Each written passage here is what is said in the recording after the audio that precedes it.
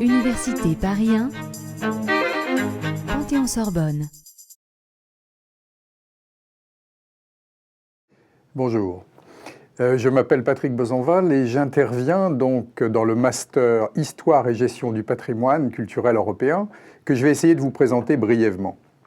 Alors ce master d'abord a été créé aux alentours de 1994, donc c'est un master ancien qui a une longue expérience et donc un long réseau, un réseau important derrière lui d'étudiants qui sont passés par ce master.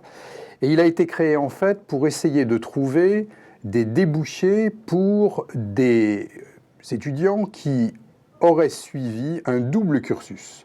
Un cursus en histoire tout d'abord et un cursus en histoire de l'art. L'idée, c'était d'essayer de leur trouver d'autres débouchés que les débouchés classiques de la recherche et de l'enseignement. Alors, dans quel domaine ce master intervient-il ? Il intervient dans le domaine du patrimoine, c'est-à-dire l'idée, c'est que des étudiants qui ont donc 4 ans validés d'histoire et d'histoire de l'art puissent essayer d'aborder les métiers du patrimoine, les métiers de la valorisation du patrimoine. Ces métiers, aujourd'hui, sont en plein développement, même si, comme dans l'ensemble des métiers aujourd'hui, il n'est pas immédiatement facile de trouver un emploi. En revanche, il y a une très grande diversification des tâches, des missions et donc des métiers auxquels nous essayons de préparer les étudiants. Alors, quels sont les enseignements qui sont dispensés dans ce master ? Il y a, je dirais, 2 types d'enseignements, des enseignements un peu théoriques et des enseignements beaucoup plus pratiques, puisque les enseignants sont pour une part en fait des professionnels. C'est mon cas, je suis chef d'entreprise et j'interviens dans le domaine de la scénographie d'image, mais il y a aussi des conservateurs, il y a aussi des gens qui travaillent sur le mécénat, puisque nous avons le directeur du mécénat du ministère de la Culture qui intervient dans le cadre du master. Donc nous avons... Nous essayons de couvrir la palette de toutes les spécialités, de toutes les compétences et de toutes les disciplines qui sont nécessaires dans l'exercice de ces nouveaux métiers. Alors, quels sont ces nouveaux métiers ? Bien entendu, il y a les métiers traditionnels qui sont ceux de la conservation, etc., pour lesquels il y a des préparations spécifiques et des concours. Donc, nous ne sommes pas un substitut de ces préparations et de ces concours. Mais en revanche, il y a de plus en plus autour du mécénat, de la recherche de financement, autour de la communication, autour de la scénographie, autour de tous les métiers qui gravitent autour de la maîtrise d'œuvre, c'est-à-dire de la mise en œuvre créative et technique, je dirais, de la valorisation du patrimoine. Il y a un ensemble de métiers qui vont avoir besoin de ces différentes compétences auxquelles nous allons essayer alors de préparer les étudiants.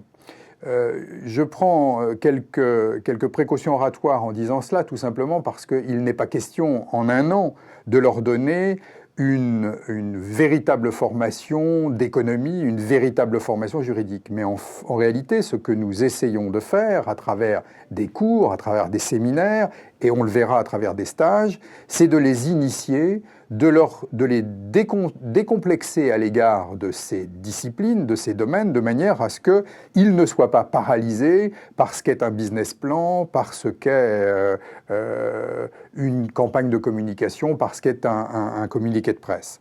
Donc, c'est réellement une culture, une acculturation, je dirais, de toutes ces disciplines nouvelles qui composent, qui entrent comme des composantes dans les nouvelles missions et dans les nouvelles formes professionnelles de valorisation du patrimoine. Le cursus dure 1 an. Il est divisé en 2 grandes parties. Le premier semestre est consacré justement au suivi de ces séminaires et de ces cours, et en même temps à un stage qui est hebdomadaire, 2 jours par semaine, et qui permet d'avoir une première approche du milieu professionnel et en même temps de mettre en perspective les apprentissages qui sont ceux qui auront lieu dans le cadre du master. Le 2e semestre est consacré à un stage en entreprise à plein temps. Les étudiants doivent trouver une entreprise qui les accueille et là, ils exercent à plein temps les fonctions que l'entreprise leur assigne, ce qui est en même temps, bien entendu, une manière de s'y initier et de l'apprendre. À la suite de ce 2e trimestre, ils remettent un rapport qui est un élément important de la formation, puisque bien entendu il y a un certain nombre de contrôles tout au long de l'année, mais il y a aussi ce rapport final qui pèse relativement lourd dans l'appréciation du cursus, puisqu'ils essaient de prendre une thématique qu'ils ont rencontrée dans leur stage et dans leur milieu professionnel, et ils essayent de l'expliciter et d'en rendre compte. Bien entendu, à la suite de cette année, nous constatons, c'est quelque chose qui nous amuse, nous intervenants à l'intérieur du master, nous constatons une espèce de transformation qui a lieu tous les ans, puisque quand les étudiants arrivent, ils n'ont aucune idée, très souvent, de la réalité du monde professionnel appliqué au patrimoine. Et après leur second stage et la formation, nous avons de véritables collègues, de véritables professionnels en face de nous. Alors, les débouchés.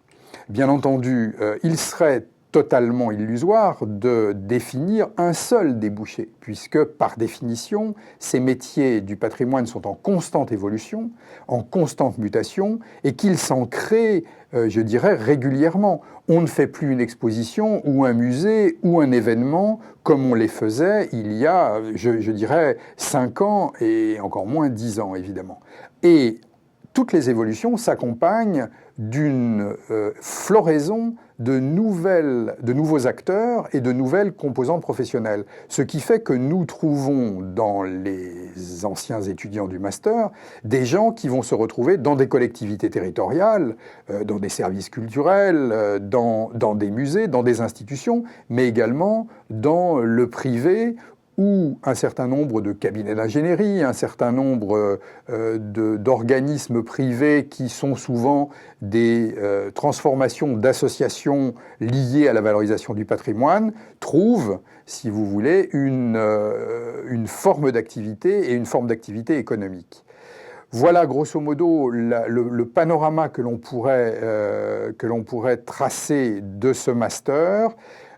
C'est beaucoup de travail, c'est en même temps extrêmement riche, et une des composantes très importantes, c'est que nous essayons d'aider les étudiants à trouver leur propre voie à l'intérieur de ces nouveaux métiers et de ces nouvelles formes de valorisation du patrimoine.